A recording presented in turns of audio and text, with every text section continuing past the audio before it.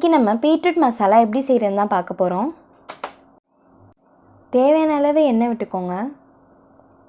எண்ணெய் சூடானோடனே பட்டை,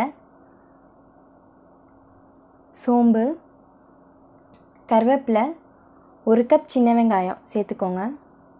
இதை நல்லா வதக்கிக்கோங்க.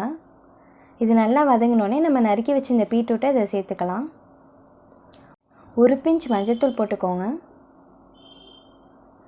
2 ஸ்பூன் குழம்பு மிளகாத்தூள் போட்டுக்கோங்க. நீங்கள் மிளகாத்தூள் கூட சேர்த்துக்கலாம். நான் குழம்பு மிளகாத்தூள் சேர்த்துக்கிறேன். 2 ஸ்பூன் மல்லித்தூள் சேர்த்துக்கோங்க. இப்போ இதை நல்லா கிளறி விட்டுக்கோங்க.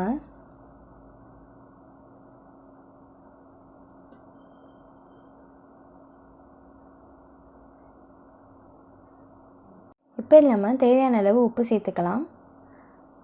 2 டம்ளர் தண்ணி சேர்த்துக்கோங்க.